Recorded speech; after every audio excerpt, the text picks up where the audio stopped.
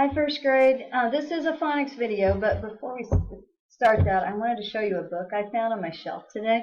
I forgot I had this, and this is a really old book.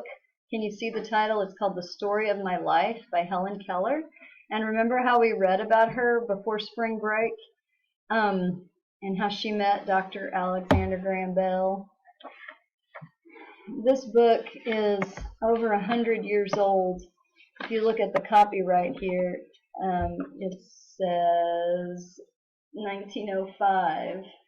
So what is that, 115 years old? It's pretty cool. I got it for free from the library when I was a little kid. It was a discard book. And then I read it, and I did this whole historical project for National History Day on Helen Keller, and I got to go to Washington, D.C., so just a fun fact. But I want to show you just a few interesting things in this book. There's a picture of Helen Keller and Anne Sullivan. Remember, Anne was her teacher. So I would guess that this is Anne, the teacher, and this is Helen Keller resting her head on her shoulder. Remember, she was just a little girl when they first met. And when Helen Keller wrote this book, she dedicated it to Alexander Graham Bell, who has taught the deaf to speak and enabled the listening ear to hear speech from the Atlantic to the Rockies. I dedicate this story of my life. This page shows a sample of what her handwriting looked like. And see how boxy it is? I think, because remember, she couldn't see anything, so I wonder if she had some kind of frame to help her keep her letters straight. I'm not exactly sure, but she wrote, this is what her handwriting looked like. And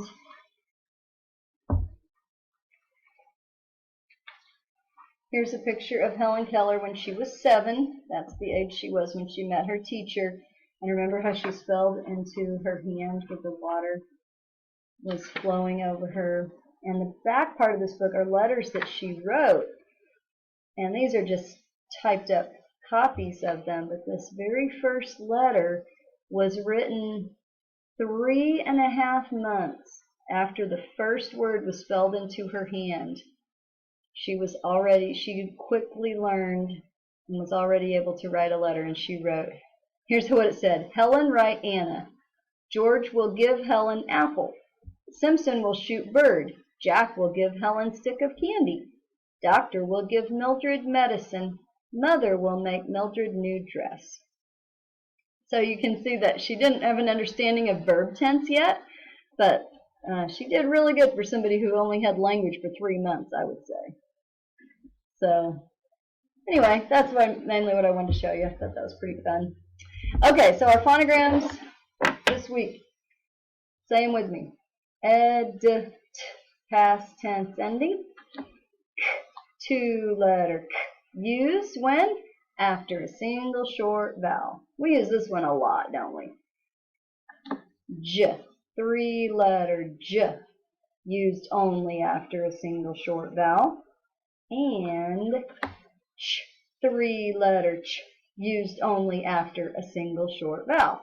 So did you notice that all 3 of these are only used after a single short vowel? So I have a poster to show you. At the end of a short word next to a short vowel, we're going to use CK. So if a word is like quick, stick, stuck, stack, all the words that have short vowels and end with a K sound, it's going to be spelled with CK, not just a C and not just a K, but with a CK. Okay, same goes for J and Ch. They come after short vowels. So if you're wondering when to use TCH and when to use CH, if it's a short vowel, short word, you're going to use the TCH, except there are 3 exceptions.